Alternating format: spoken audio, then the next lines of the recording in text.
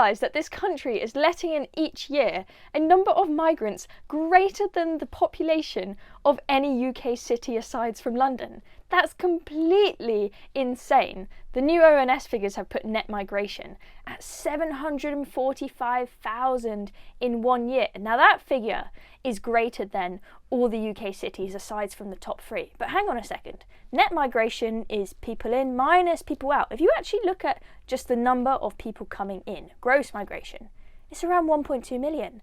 That is greater than the size of any UK city except for London. That is greater than the size of Birmingham.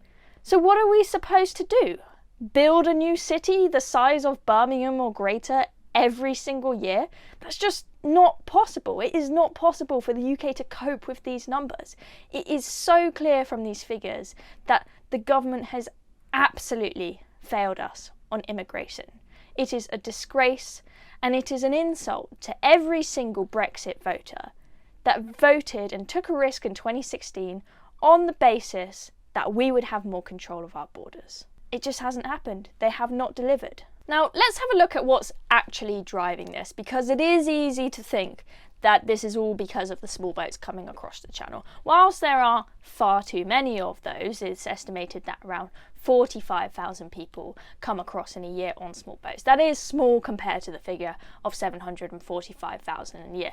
Now, the Oxford Migrant Observatory has looked into this, and their figures suggest that the greatest drivers are non-EU workers and their family members, as well as non-EU international students and their family members. They said overall the largest contributors to long-term immigration in the year ending June 2023 were non-EU workers and their family members, accounting for 322,000, that is a lot of people, and non-EU international students and their family members, 378,000. That figure on students is quite surprising. I don't think many of us would have expected the figure for students to be that high.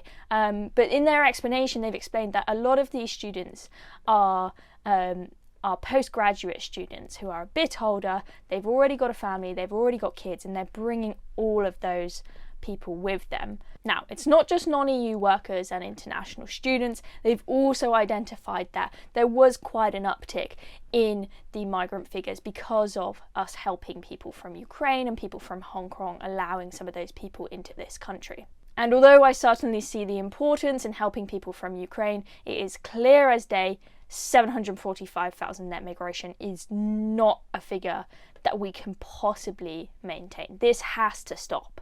Our housing market is in complete disarray. It just cannot possibly cope with these numbers. Although we had some quite exciting news from Jeremy Hunt in the autumn statement suggesting that we're going to have more houses built, we're going to improve the planning application system that would speed up house building. There's just no way that any of those measures are going to cut it and make houses more affordable when you've got net migration figures of 745,000 coming in a year. Now, if we look at the figures on how many houses this country builds each year, it's usually somewhere between 100,000 and 200,000 a year.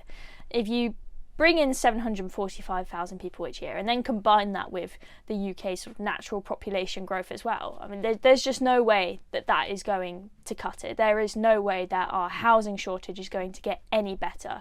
We just can't handle all these people coming in. Neil O'Brien MP said, from June 2012 to June 2023, net migration added 3.3 million people to the population. Wow. At UK household size, that is 1.4 million households. There is no plausible way we will improve housing affordability at such rates. I mean, he just hits the nail on the head. We can't cope with this. We need to bring those numbers down urgently. And let me tell you, the people really do care about this. And what has just happened in the Dutch election with Geert Wilders winning quite significantly on the basis of his hard stance on immigration, that sends a pretty strong message to our politicians and the politicians of other countries in Europe that people have had enough of crazy immigration. This is one of the most important issues to our electorate, and the government needs to get a grip on it immediately. Have you got what it takes to be a reasoned presenter? Well, send us a short clip of yourself to join@reasoned.uk and we might be seeing you on this very channel very soon indeed.